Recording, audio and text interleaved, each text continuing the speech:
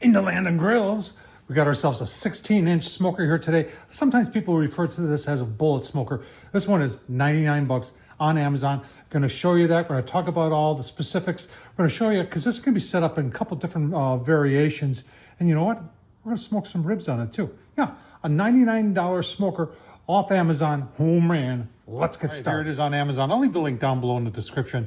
16-inch vertical charcoal barbecue grill, coated steel barbecue smoker, 2 grilling vents, grill grates, thermometer, air vents. We'll talk about all of it. Let's get into some of the specifics. It's dry weight like it sits right now with no charcoal in it or anything. That is right around 22 pounds. It's 32 inches from the bottom of the legs to the top of the handle. And the reason they call it 16-inch is because it's 16 inches across, just like that. Right, starting with the domed lid, it does fit very, very nice. It is recessed in there, and then that fits, gives you a nice tight seal there. Do have a temp probe right there that comes with it, and then you have a vent control on this side, open and close, just like that.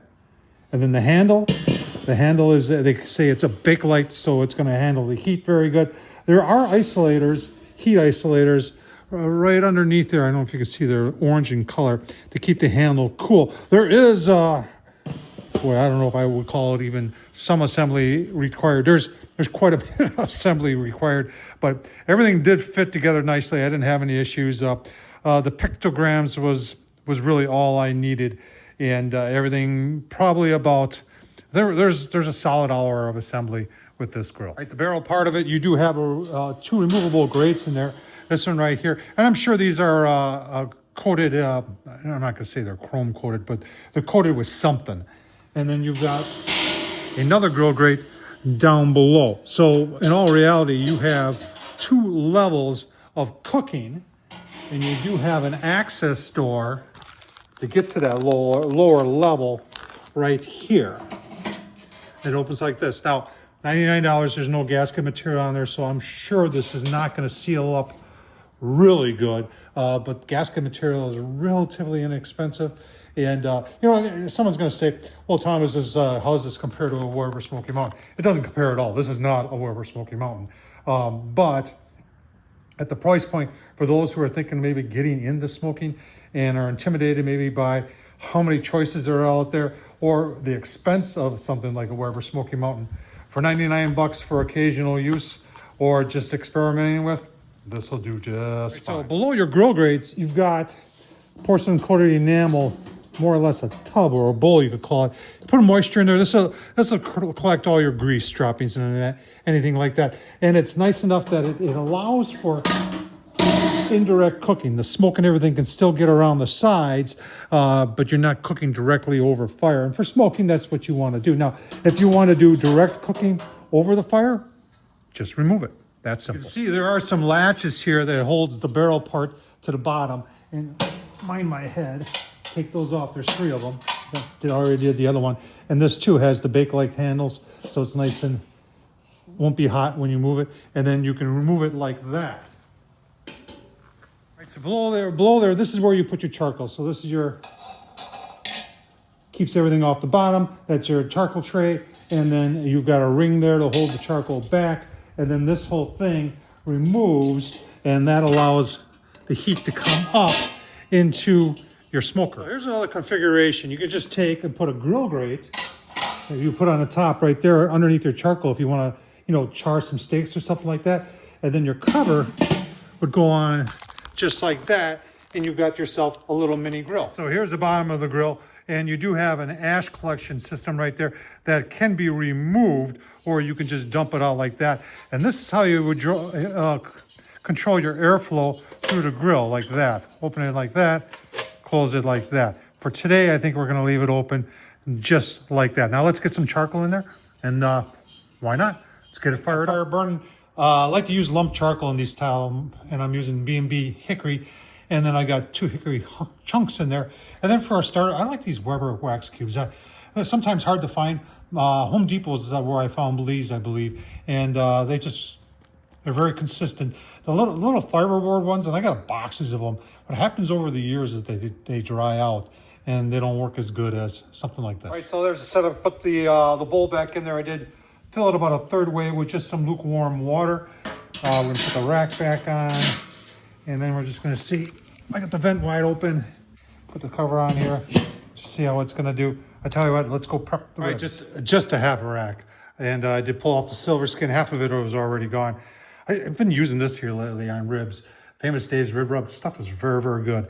And then for sauce, you know, I love the Blues Hog Raspberry Chipotle. Oh man, if you haven't tried that out, believe it or not, I've seen this at Walmart.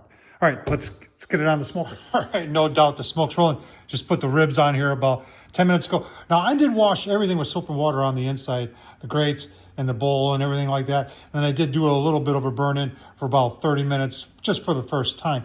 I got the ribs on there. You can see our dome temperature is, that ain't bad, 150. Let's take a look. Let's see them through all the smoke. B&B doing a good job of getting some smoke in there.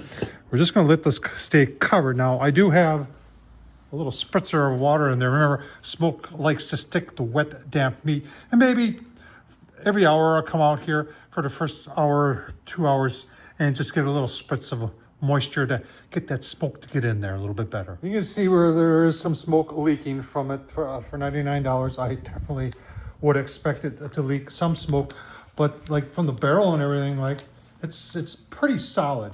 I did throttle this back to half, but you know what? It's almost 2 o'clock. So in fact it is. So we're just gonna let this go and see how it turns out. All right, holding just a little over 200 on the lid. I did bump down throttle to half. Just take a look. It has probably been hour and a half, maybe. Let's take a look. Oh yeah, some color on there. Getting a little steam from that, actually quite a little bit of a steam from that tray. That's where all the water is coming from. Keep on going here. I think we'll open it up. We're just seeing if we could, how well it could hold temps.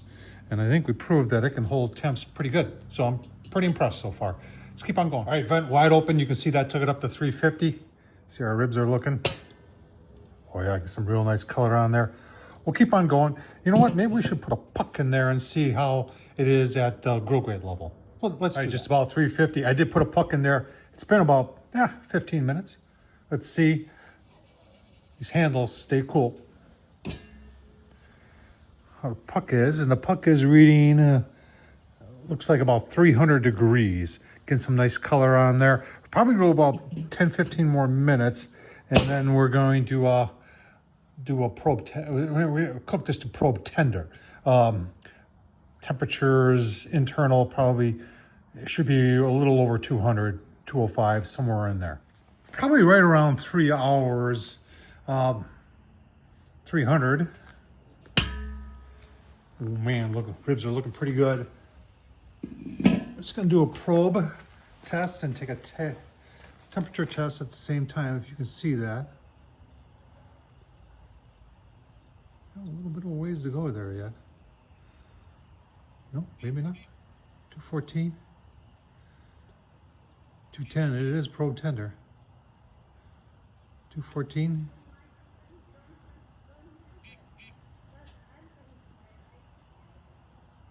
All right, we're gonna put some sauce on this. Remember I told you about the Blues Hog. If you're wondering what the temp is on this guy over there, it's saying 300 degrees. Nicely done by the VEVOR. Let's get some sauce on there, and then we'll give you a look-see.